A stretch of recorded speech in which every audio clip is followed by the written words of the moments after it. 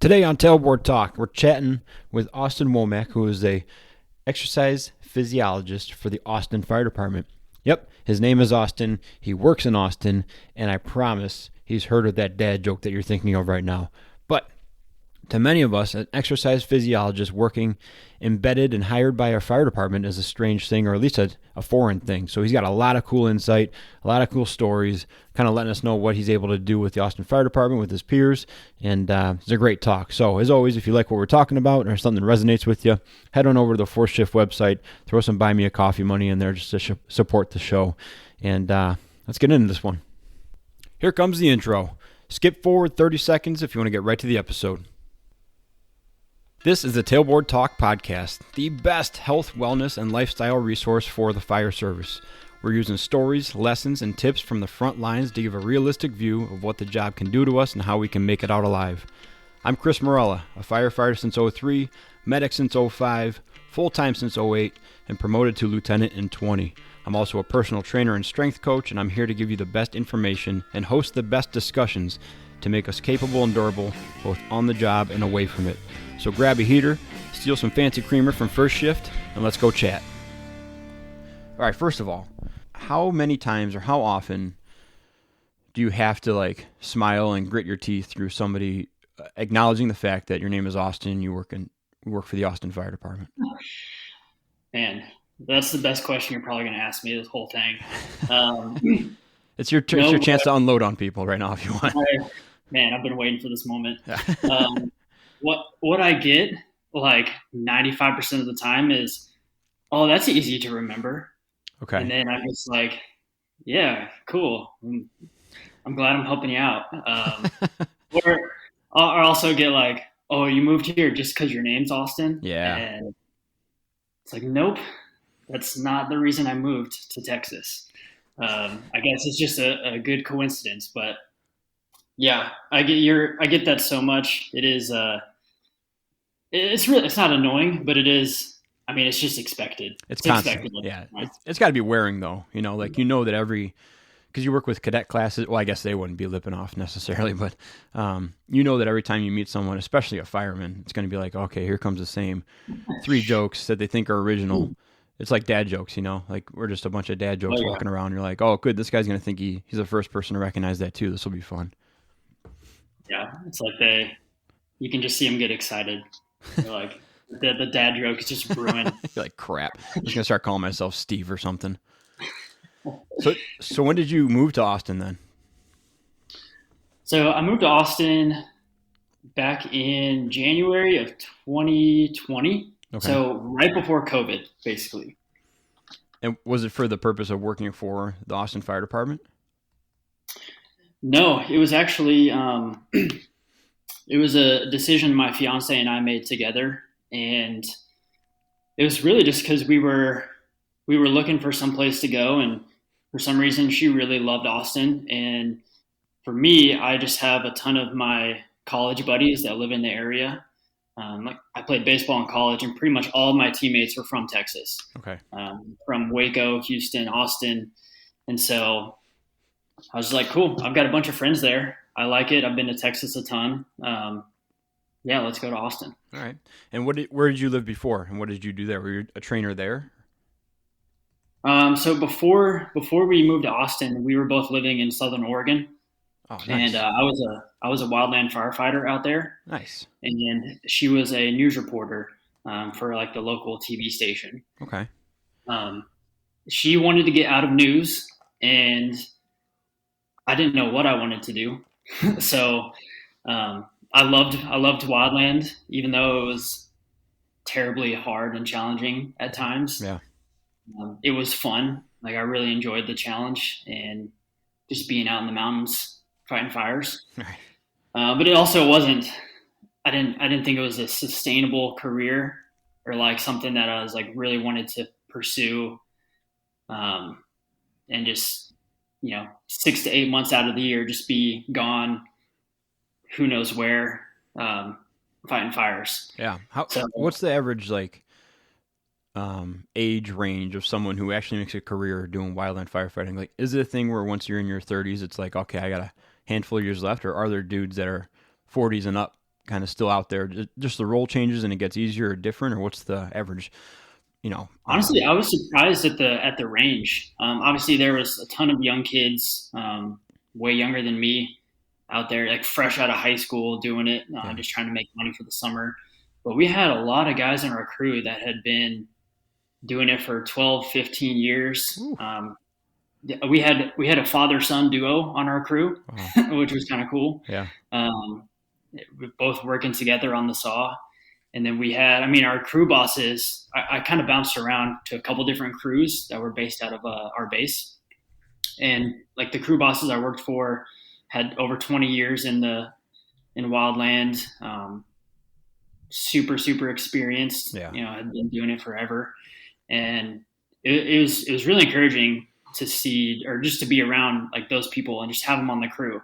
Like, God, they've been to so many fires, like they forgot half of them. Yeah. And I was expecting them all to be like just young kids that were just like, I've got nothing to do, I'll just go fight fires. Kind of. Right. Well, it's got to be one of those things like structural firefighting where it's definitely a young man's sport, right? But then as you get older, you get more experience. So maybe the thing that you needed just pure muscle and grit to do 15 years ago, now you know kind of how to handle the tools a little better, or how to position yourself better, just to complete a task, or maybe just not burn yourself out as quick, right? Or at least you know what to expect. Like there's a lot of guys that we have that, they'll be on the roof simulator and it's fine, and they'll be on the drill field throwing ladders, it's fine. And then as soon as they get in a real situation, their heart rate goes up and their breathing goes up and the stress goes up, and they're significantly more tired after like 2 or 3 operations on the actual fire ground compared to like 10 operations on the drill field. So maybe just being around more and knowing how these things go, even in wildland, is like, yeah, I know this will be. We'll be out here for 3 days, and that's just what it is. Where the new guy's like, holy crap, how many more hours do I have to do this? How many more minutes do I have to do this? Because it seems like grueling work. Yeah, it is. And you bring up a good point. Like I noticed that right away. And I was fortunate. I came in, as a former strength and conditioning coach, like transitioned from strength coach to wildland. So I was fit. I was, feeling strong, feeling conditioned. And then my first day ever on a fire, I got my ass kicked. Yeah. Like it was so brutal. Yeah. The hardest day of my life, like no question. And I know I'm like trying to sell the story, but like I'm not exaggerating. Sure. It was so hard. And one of our squad bosses, he was probably around 31, 32 years old, had been doing this like his whole adult life. And the guy was a monster. Like he didn't look like it. But like the guy could just hike for days, like would never get tired. Yeah. Like at one point we, after we had been going all morning, all afternoon, I pretty much hit my wall. I was pretty much done. And then we had some guys on our crew that were running low on water.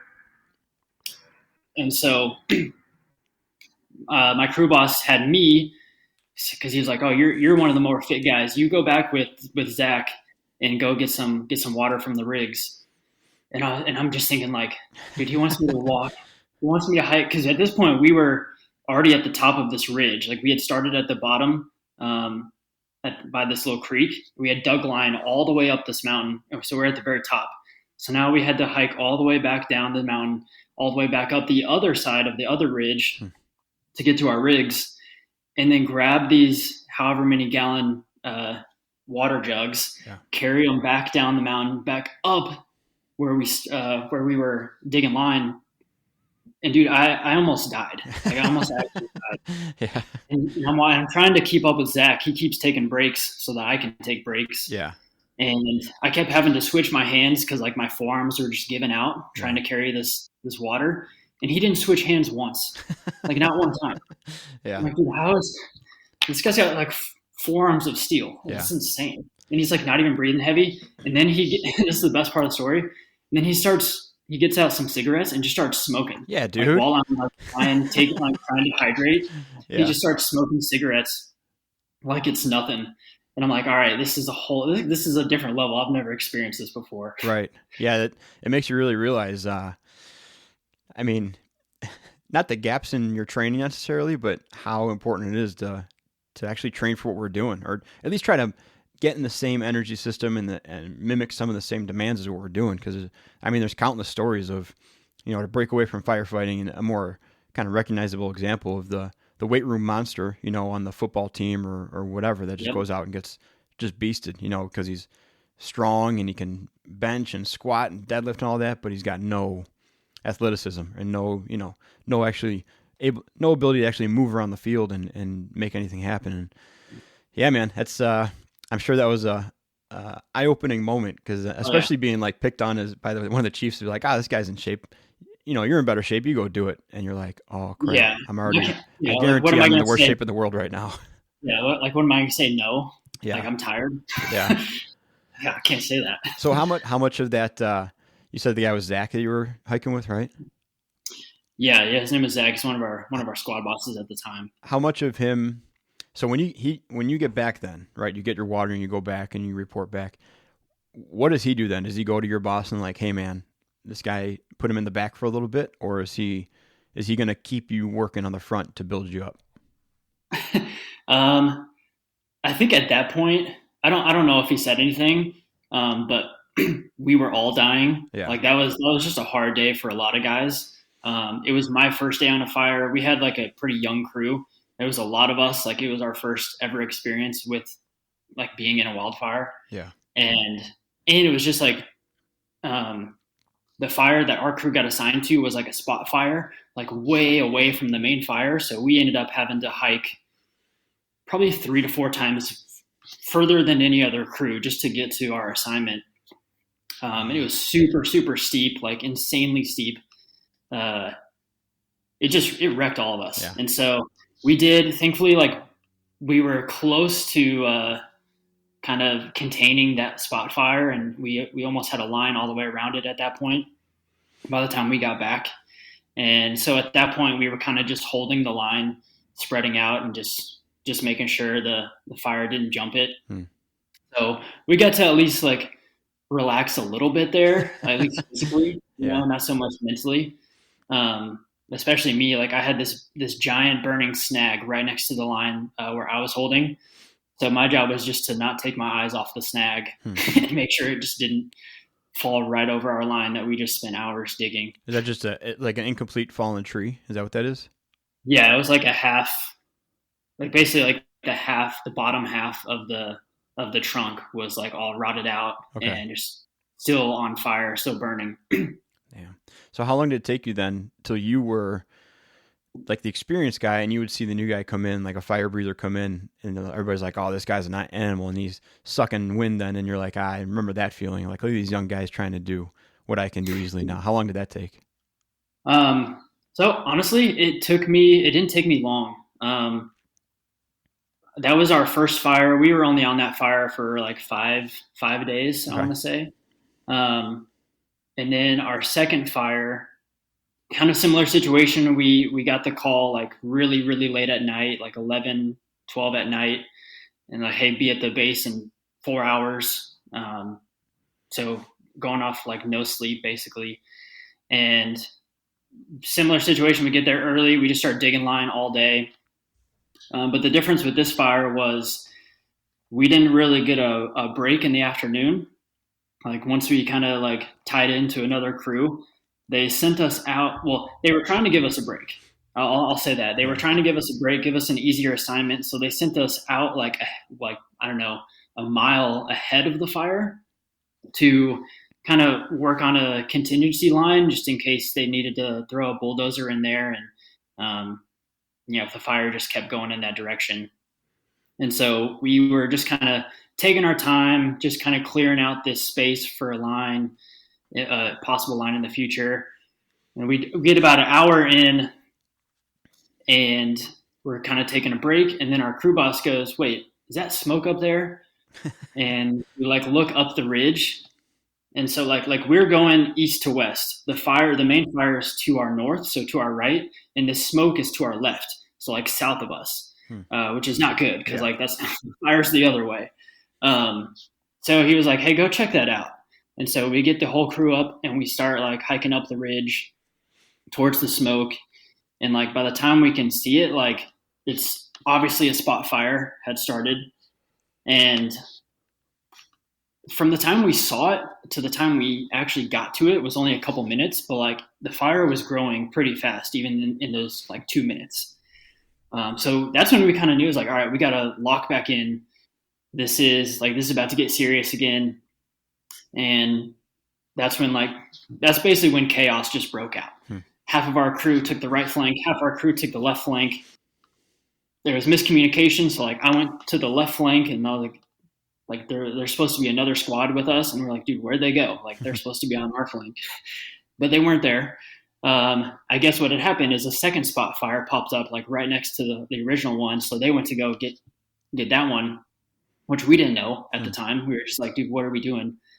And basically, long story short, the next like 2 hours were just chaos. Like it was definitely the most intense moment I had when I was in Oregon fighting fires.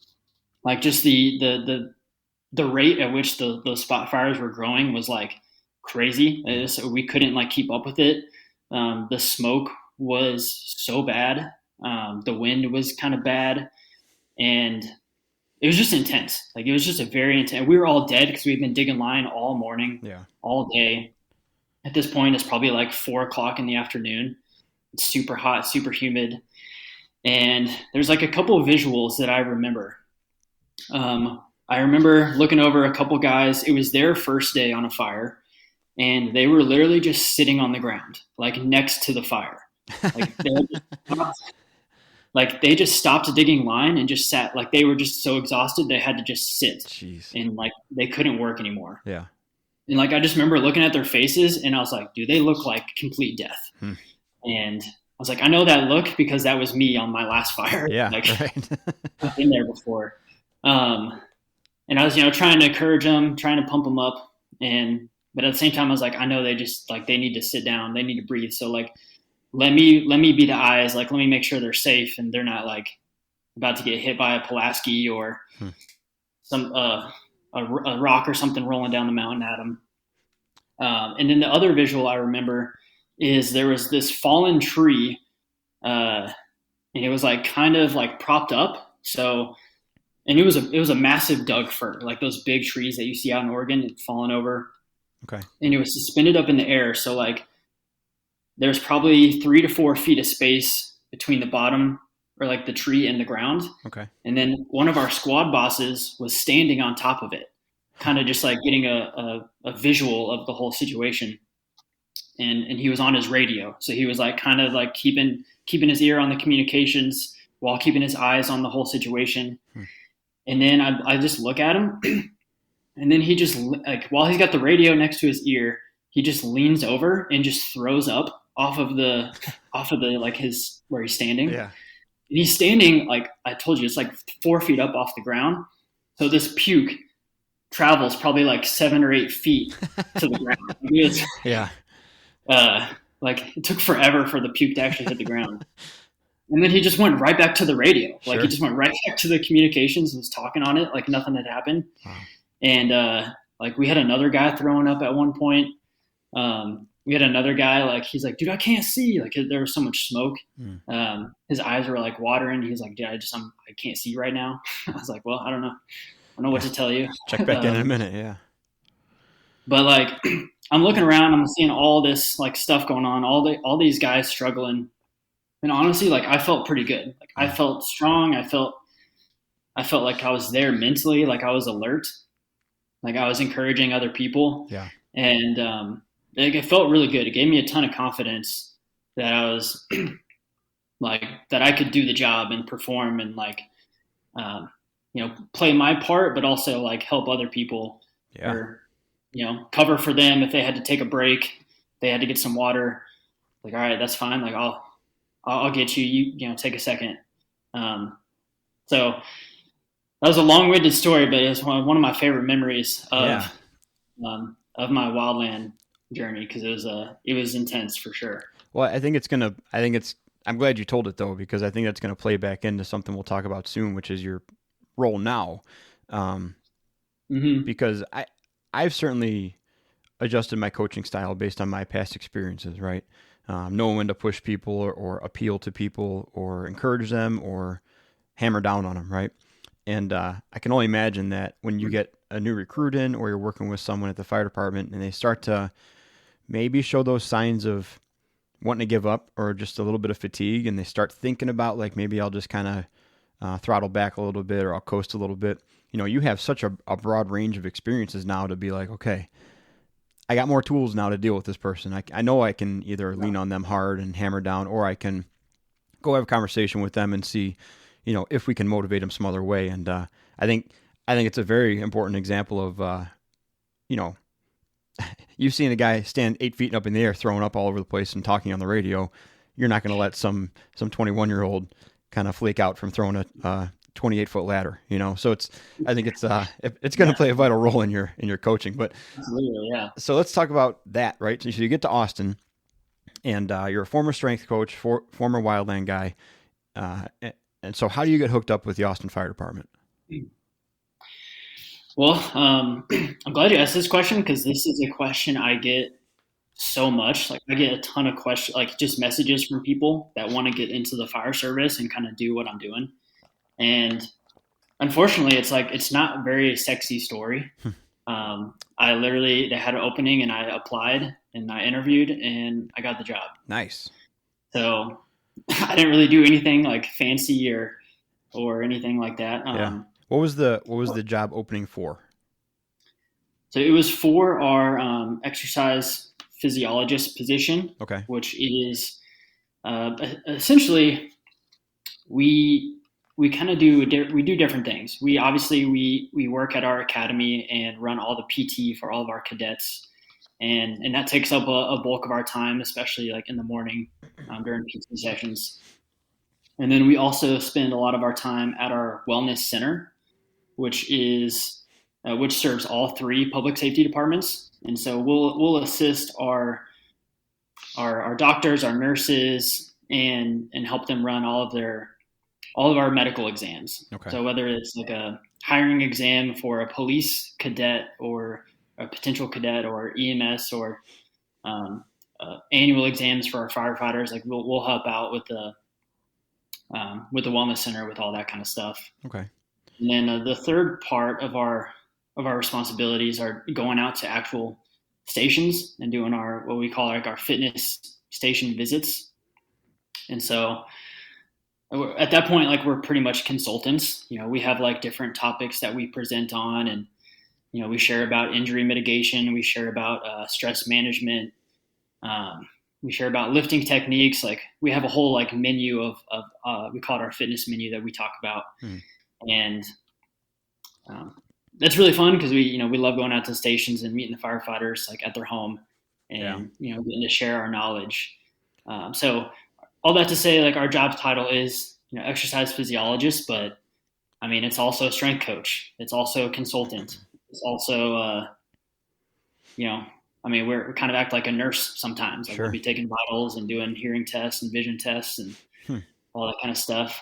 So how many active firefighters are there in Austin, and how many people are on your team? I can't remember the exact number. I want to say it's around 1,200. Okay. Firefighters in the department, something like that, give or take a few. We've got right now 51 stations, or 52. Okay. I don't know. The city of Austin's growing so fast. Yeah. That we can't really keep up. It does seem like the hotspot recently. I'm surprised there's only 51 stations. I thought there'd be definitely more than that, but maybe in due time, maybe they'll be popping up like crazy. We're building a couple right now, I think. Nice. And yeah, I mean, who knows? We'll probably just keep building more and more, and it keeps growing. And then how many do you have on your team? So we have 4 exercise physiologists. Okay. All of us come from a strength and conditioning background, like corporate wellness background. So, we're strength and conditioning coaches. And that's not like our official job title, but that's who we are, and that's really what we do. So how many, if you go out in your mornings with the cadets and then you have no extra wellness appointments or anything like that, no hiring physicals, how many stations do you guys try to hit a day, or how do you spread yourself around with just 4 people for 50 stations? That's a good question, Chris. If I had that answer, I would I'll be making more money than Yeah. I do right now. No, our goal, like if our goal is to hit 2 to 3 stations a day. Okay. With this recent kind of surge in COVID cases, we've kind of had to put that on the back burner Sure. and dedicate more of our time to our wellness center. Because our nurses at our wellness center are the ones that do all of our return to works for all 3 public safety departments. Oh, wow. So if anyone gets COVID, then they finally test negative and come back to work. Like they have to go through our nurses to go through all that whole process. Okay. So our nurses are swamped right now trying to deal with all that. And so we're having to fill in at the wellness center a ton right now. I see. But when it's all going normal, like we'll hit at least 1, sometimes 2 a day, and then if our schedule's open, we'll hit 3 stations in one day. I mean, 3 sounds ambitious to me. Just knowing, the training I've done at my department, and then with the company going out to do presentations for departments, 3 sounds extremely ambitious for an afternoon. So if you guys can pull that off, I mean, you guys are far and ahead of expectations from my side, anyways. I'm not sure what the city expects you to do, but in a realistic sense, 3 is massive. So that's congratulations on ever being able to do that if you pull that off. Well, we've only done it a couple times, so I mean, it counts, man. It counts. Congratulations too much. It counts. Even 1 or even 2 a day. I mean, 2 in an afternoon with 4 people to get anything actually done or anything of worthwhile conveyed to anybody is massive. So, I mean, that would be for any department smaller than you guys. Like we have 140 people in my department, in 7 stations. If we get 1 day every couple months to rotate all the crews through so Kurt and I can talk to them or just give them, what'd you say, like the lifting mechanics or nutrition talk or something like that.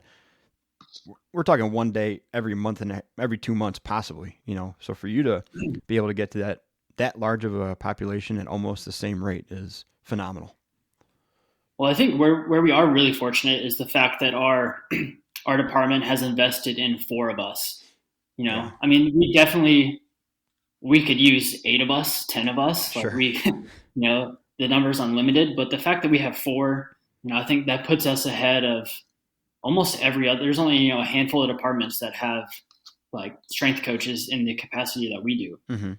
So, I think we are really fortunate in that aspect, and we realize that, and we try to do a good job of spreading it out. So, we might not.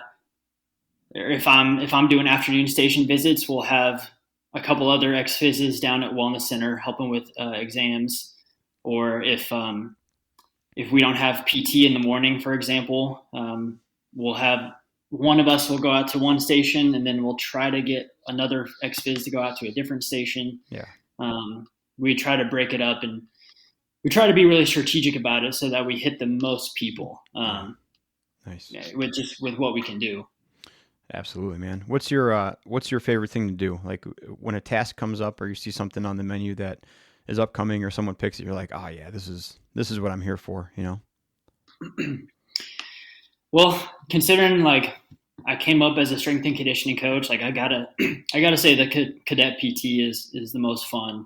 Sure. Especially early on in the academy, because you get all these cadets who are, they're excited, they're eager, they're anxious.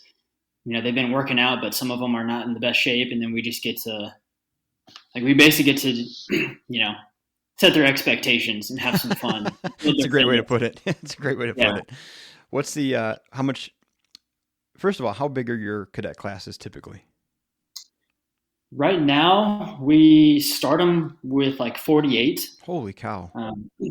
Which is a lot. Yeah. And a couple of reasons are, one, like we mentioned, the city is growing super fast, and we're having to bring in massive classes just to kind of stay to not fall behind. Like it's not even to get ahead, it's to not fall behind. Sure.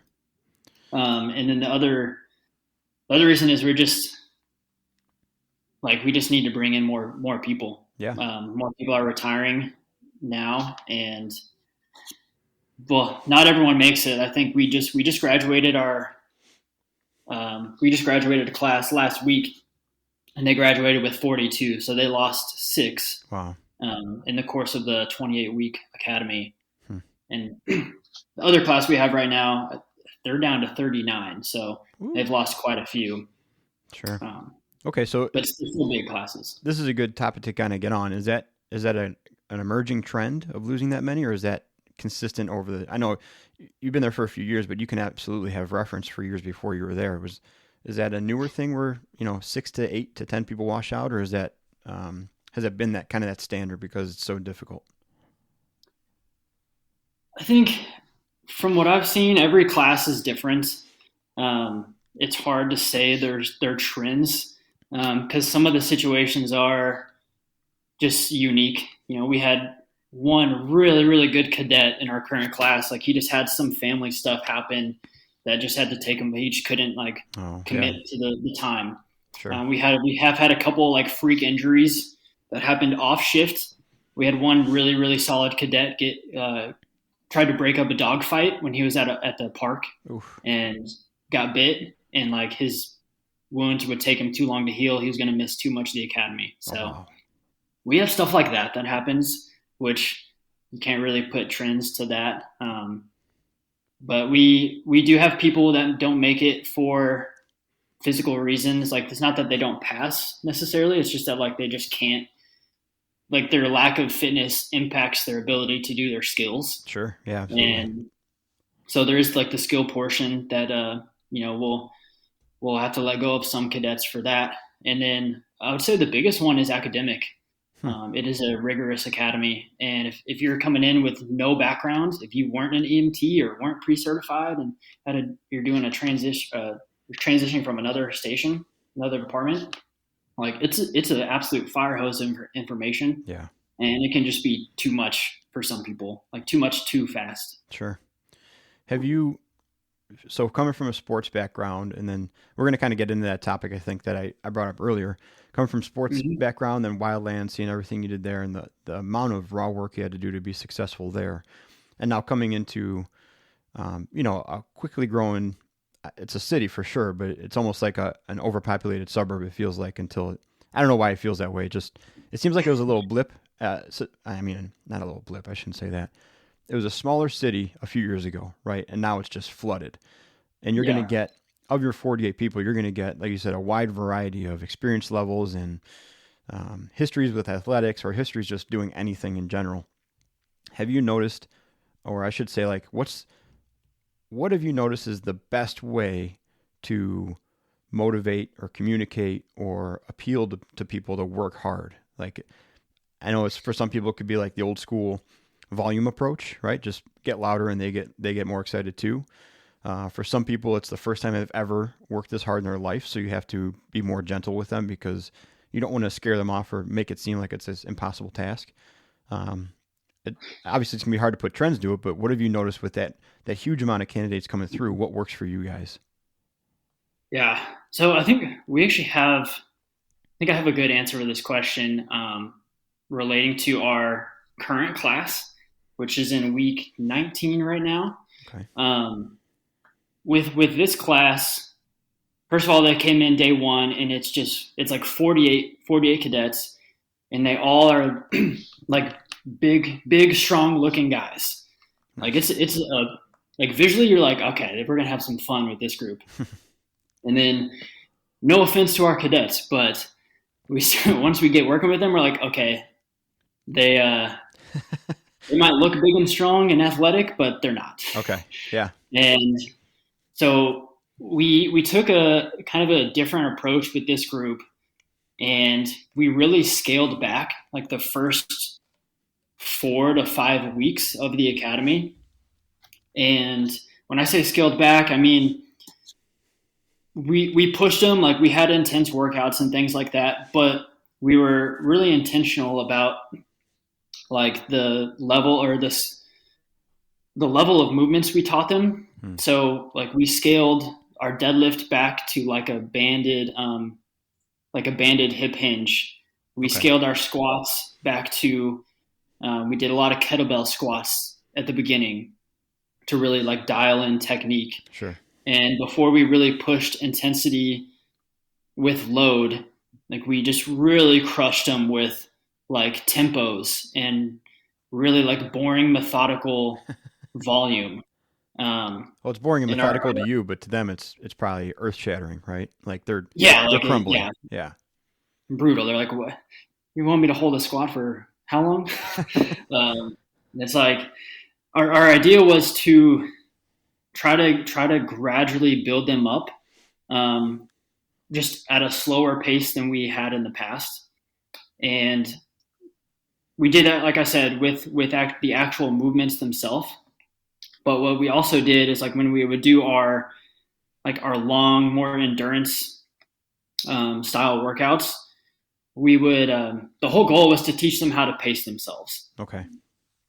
So we would start with just 30 to 40 minute circuits, or just whatever it was we were doing that day. The duration would be 40 minutes. Sure. And the goal is, hey, from minute 35 to minute 40, I want you just as strong as you were from minute 15 to minute 20. Yeah. So whatever you have to do to get to that place, like do that. And that's different for everyone. We do have some studs in this class that are super strong, super fit, just crush workouts. But we do have people that really, really struggle. And so they would be trying to pace themselves and they would still get crushed. Yeah. But the idea was we just kept gradually building up that intensity and building up that work capacity. And we didn't just throw hour-long workouts into them and say, hey, go crush this 60-minute circuit and see how many rounds you get. Which we could have done, and it would have, destroyed them. Right. And they would have been working hard and sweating and all that stuff. But we were really strategic in like training them how to last longer, stay stronger, 30, 40, 50 minutes into a workout. And, by week 9, week 10, we were doing 60-minute circuits, or some workouts took over an hour. And they were able to, they still struggled, don't get me wrong, but I think that overall they were able to learn how to pace themselves a little bit better. Yeah.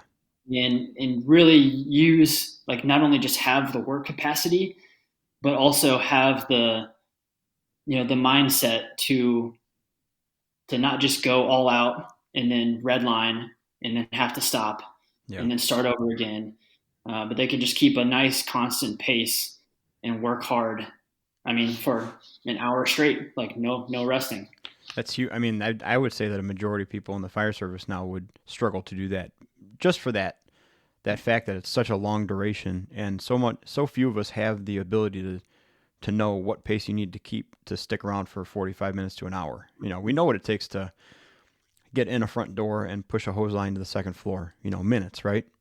But to keep maybe 65 to 75% of that exertion for more than half an hour would be a really difficult thing for a majority of us to do, I think. So did you guys have a moment then where you came in day 1 or 2 and you're like, energy's high, these guys are fired up, coaches are fired up, and then all of a sudden you're like, whoa, everybody needs to get the leash yanked on them, but coaches need to cool it a little bit, and we're changing our focus. Cadets, whoopsie doodle, we're going to kind of scale back a little bit. And did you have to re-explain to them what you were doing after maybe a few errant days of too much, or how did you guys manage that? No, so we really didn't we didn't communicate that to the cadets at all. Okay. We would do it. We would communicate more on like a session to session basis. Like, this is the goal for today's session. Nice. We would have a couple sessions where I was like, hey, your goal is to like keep your heart rate super low and just breathe through your nose the whole time. And if you have to start breathing through your mouth, you're going too hard. Yeah. And, I think that was hard for some people to do because they wanted to just go and just push. And, they didn't know our whole strategy was to help build their, aerobic capacity and get them a little bit more into zone 2 cardio, and not just like super intense red line CrossFit, whatever. Right. And so we would communicate that more on like a session to session basis with cadets, but we did communicate that to like the team leaders and the cadre and all the people that were all the leadership involved in the academy. Like, hey, this is our strategy with this group. This is kind of like how we're planning to program. Here's kind of like the volume. Here's kind of our expectations. And, we would keep communicating with them, like if we made any changes or just if our goals were changing or how their progress was, and just essentially just keep them updated on how the class is doing in that aspect. Sure. So you brought up CrossFit, and I think this is a good thing to tap into real quick.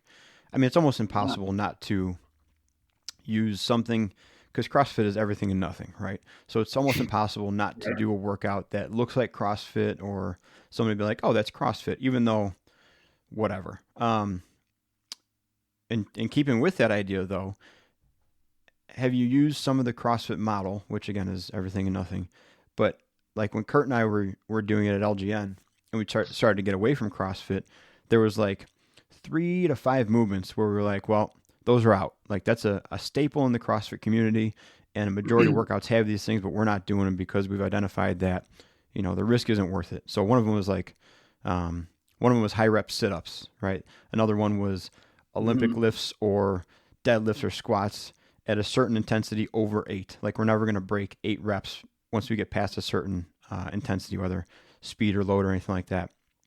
We took other ones out like wall balls because we just didn't like what we were seeing with the transformation in the base of the squat, and also kind of the craning of the neck when people are catching. It was just it turned into a very awkward movement when people got really tired. Is there anything that you've identified and kind of changed over the course of time of like, hey, I know people love to do this, and I know it's good for intensity and it's good for making people sweaty, but we'll cut that out because it's not worth the risk? Yeah. Now I'm glad we're talking about CrossFit. My opinions on CrossFit have dramatically changed over the years. Sure. I'm not going to lie. When I first got into strength and conditioning, this is back like 2013, 2014. I was a huge CrossFit hater, absolute hater. Yeah.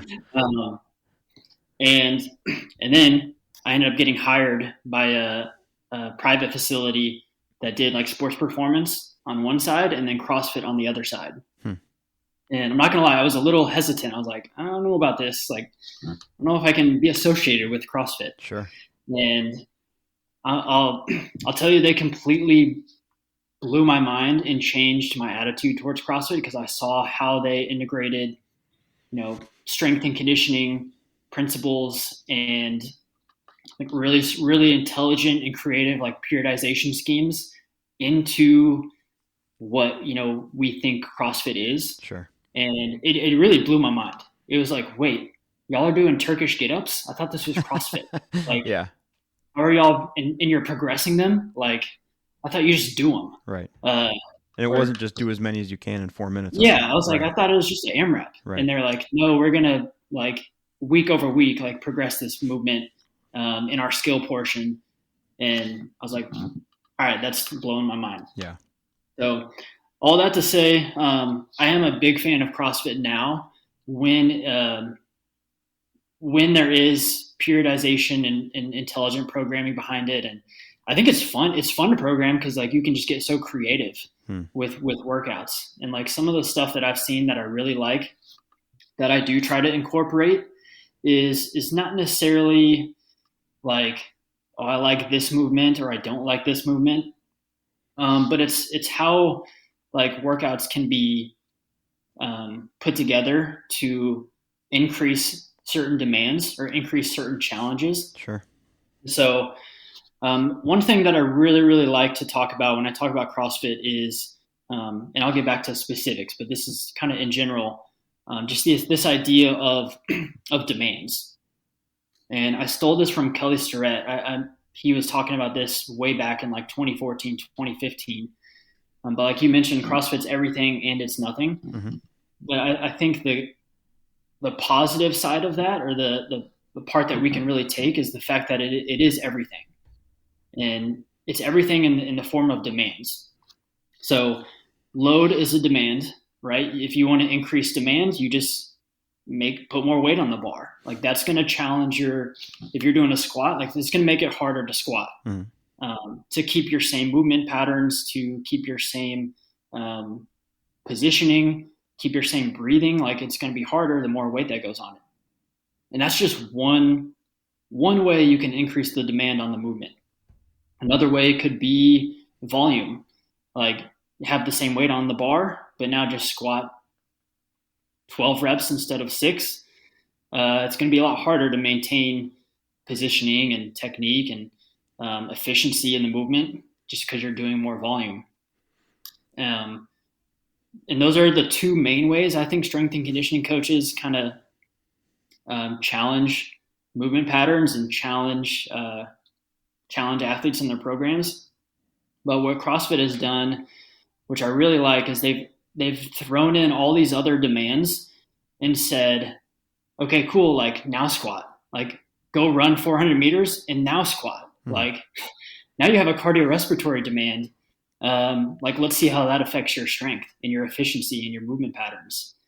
And then they've also said, okay, we're going to give you a skill movement like double unders, or I mean all the gymnastic stuff that they throw in there and say, okay, let's see if you can do this very skillful movement while under a little bit of fatigue. And we can go back and forth on like when that's appropriate. You know, I think certain individuals absolutely need to be scaled right. back when you were talking about skill work. Right. But for people that, you know, I mean, I'm a good example. Like I suck at handstands, but I'm getting better. And so like, that's something that like, if it's in a WOD or whatever, like it'll absolutely crush me, but not to the point where like I'll hurt myself. Sure. Just to the point where it's like, all right, I got to get better at this so that if I have to do it in a stupid workout, you know, I won't hate it as much. Yeah. Well, I mean, you're highlighting one of the most important parts about the difference between CrossFit and using CrossFit, which is the coaching and the structure of it, right? You could easily take the same workout and put improper coaching and unnecessary demands on it and say, okay, go run 400 meters and then load up 315 and good luck, you know, average housewife. And so that's where that great divide is of who's coaching it, what's their intention behind it, and is there a purpose to it? And I think that's what turned me off to it, kind of in the beginning and midway through. Was that it truly was sorrowfully random. You know, it was just frustratingly random, and the coaching wasn't there and the support wasn't there. And so that was like the big, I think, rub for me was like, you're basically telling these people just go as fast as they can, as hard as they can, without any regard for who they are or what they need. And then you're getting coaches to buy into it that just perpetuate that, you know. And then I think, like you said, there's a natural kind of separation there of the people who just did that because, man, CrossFit was hot and I got to pay $1,000 to get to be an affiliate, and then I can just make money and throw workouts together. And then it grew into the other branch of it, which is like, hey, this is a scheme full of great tools that I can use, and I mix it with what I like to do and make it actually a really good thing for people. I mean, there is nothing. I think the only comparison I've heard to anything that's been as impactful on a society as CrossFit has been like, I think they said the Joe Weider Sears weight set. Like that was the last thing that was that revolutionary to getting weights in people's hands, was Sears selling a Joe Weider set of weights, you know?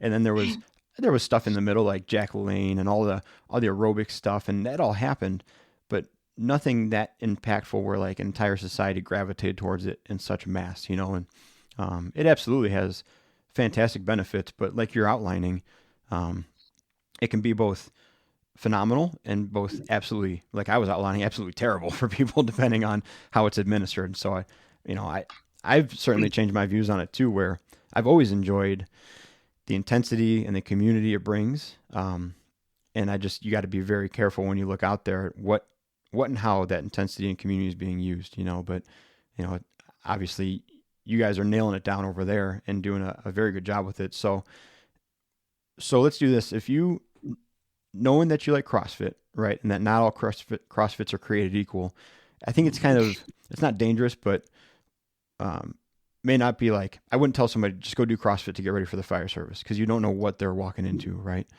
Yeah. If you're able to talk to a cadet class a year before they showed up to your front door, what would you kind of instruct them to do to prepare for the job?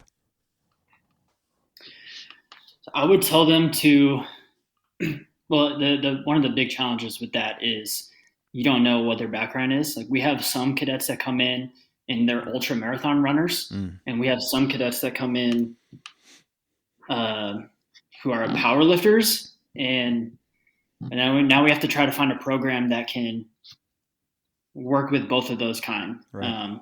It's a rare example. It's rare to have like someone so specialized in that sense, but we do have that. Sure. And what the message we give, kind of no matter what their background is you have to be able to do everything. So you don't necessarily have to do CrossFit to get everything, but like start a running plan and get some running in. Like just become at least a decent runner. Like you don't have to be a marathon runner, you don't have to be a good runner, but become at a minimum decent.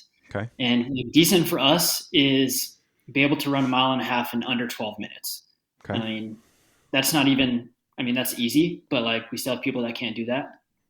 And so that's kind of what we like, that's our, just be decent, be able to do that. And then when we talk about strength, the easy thing to do just to hit like masses is to go back to calisthenics and just being able to do push-ups and inverted rows. Those are two things that we test our cadets with in their initial PT assessment. So just being able to have decent aerobic fitness, decent relative body strength for, things like push-ups and sit-ups or I guess we don't do sit-ups, we do side planks. Sure. So being able to just like stabilize your trunk for an extended period of time and pull up your body weight for a certain number of reps. That's what we tell people, just to be able to not absolutely die in the academy. Sure. Which we still have people that do that. We're always going to, on the bell curve, there's always going to be those people. But I do think we do have some really good CrossFit gyms in this area. And some of them are not even just CrossFit gyms. We have a couple other gyms that work really well with tactical populations and our former military people, and they do a really good job with this kind of stuff. But we try to give them, or try to refer them to those places that we either we've trained at in the past ourselves personally, or just have good relationships with, and say, hey, go do this. Right. This will help. Would you say for a majority of people that obviously the unknown background comes into it too, but for a majority of people is a better bet to find a place and follow their program compared to searching the internet and trying to troubleshoot it on your own? Overall, yeah. There are good programs out there online, but the coaching aspect absolutely helps. Like being able to have someone coach you when your movement is off. Right. I think it's hard to, that's going to win out every time. Right. Is what I'm trying to say. Yeah. We absolutely recommend that. And I do want to say too, we do have a program called Firefit, and it's not a massive program, but it is a program that is run by our PFTs, to where incoming cadets who have started the hiring process, they are whatever, they're somewhere in the process, they can come down to our Firefit classes, and our PFTs will run them through workouts. Nice. Kind of get them ready for their PT assessment, essentially. And it's a really cool option we have. Obviously, if they have to be local to the area to attend, which a lot of our incoming cadets are from all over the country. But it's a small way that we make a small impact, but it's a pretty cool impact. Yeah, it's just a great in the fact that we have, we can see people before they even come down to the academy and kind of get a sense of where they're at. And they're PFTs, so they're yeah, I've literally been through the academy. I can tell you exactly what to expect. Yeah. And exactly how many push-ups you need to be able to do, and how many towers you're probably going to run. And it's going to be a lot. So it can be really helpful in that way. Yeah. And that's something Kurt and I always encourage people to do too, is listen, if you're serious about getting this job, and depending on where you work, it's going to pay you anywhere from, 50 to 60 to $100,000 a year. If you actually want this job, that's that at the time substantial investment, but over the course of time a very small investment. A year, 2 years out in a program and a coach or a gym or anything like that it's going to be worth it, right? It may feel like a stretch at the time, and it's difficult to say like, well, I'm only making so much money working part time or working wherever. I don't want to spend another 150 or $200 a month for a gym membership, But if you put in the work beforehand and you invest beforehand, it's just going to make the actual job part of it and the academy part of it that much more of a lock. The last thing you want is to be testing for 2 or 3 or 4 years only to show up to the academy and get blown out because you can't do a push-up. So it's difficult to convey to people. We have a lot of part-time departments around us, and that's what we encourage them to do is like, listen, I know it's going to be costly, but going to a gym that provides a program is far better than going to 24-hour fitness, and just kind of stumbling around. Even if you think you know what you're doing, put it in their hands so that way they can make adjustments for you, knowing, especially if you go through a process, you're like, hey, in 6 months, I'm going to be going through the academy. Can we start working towards that? It seems like a lot to ask of people to spend their money on that, but I consider it an investment in their future, because then once you're in the academy, you don't have as many physical hurdles. And then once you're on shift or whatever you do, you either have that program to go back to or you're ready to be operational. You don't need to get in shape once you get hired. So that's a great program you guys offer, the Firefit, and I hope more places are able to do that in the future. Yeah, well, it's still a work in progress. Like we still need to make improvements and dial in on some things with that, but it is helpful and it is a cool thing that I think we offer. Yeah. And I think to your point, like I think you're right. Like it's an investment, and it's so worth the investment, even if it is a couple $100s a month. And then like what we tell people is like, you just do it now, because once you get into the academy, like you're literally getting paid to work out. Like you're on the clock. Yeah. So yeah.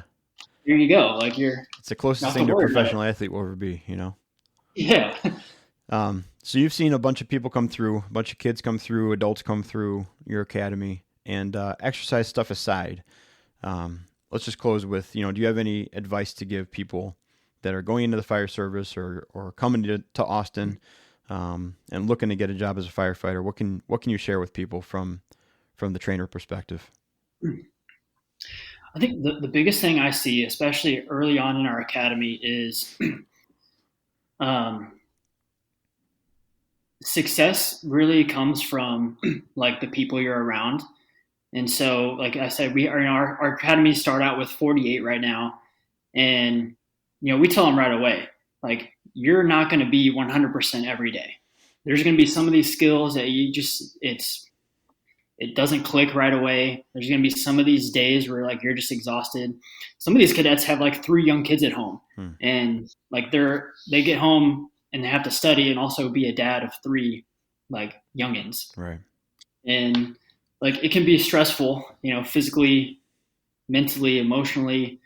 And the key is like the ones that can really rely on each other and really pick each other up, and know that like their success is determined a lot by the people around them, like not just their effort levels and not just their skills as individuals. Obviously, like that is crucial, and the skills need to be there, but there's going to be days where like you're just not 100%, and you have to rely on the people around you who might be 100%, and feed off of their energy and feed off of their encouragement. And then when you are 100%, when you're having a good day, you got some sleep, you're feeling strong, confident, like use that to help the people around you who might be struggling with something or struggling with a skill. Or to bring it back to the physical component, we have a stud in this current group, and we told them we're like, hey, cool, you're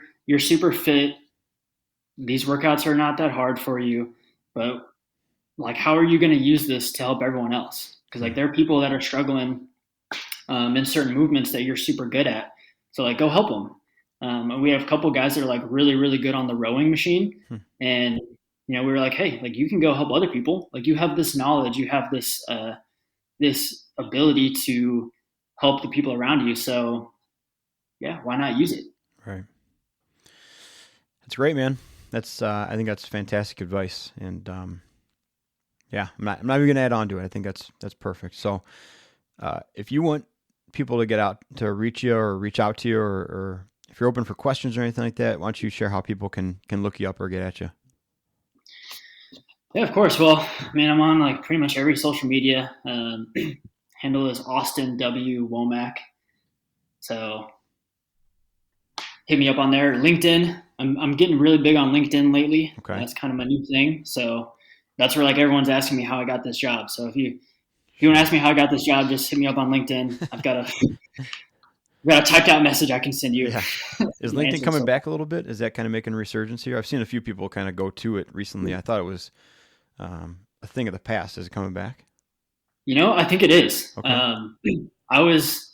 I've never been big on it because I was like, I don't know. I was like, that's for people looking for a job, right? Right. But there's actually been a lot of like really good discussions. It's turning into Facebook essentially. Oh, it's not good discussions then. Well, without the political stuff. Right.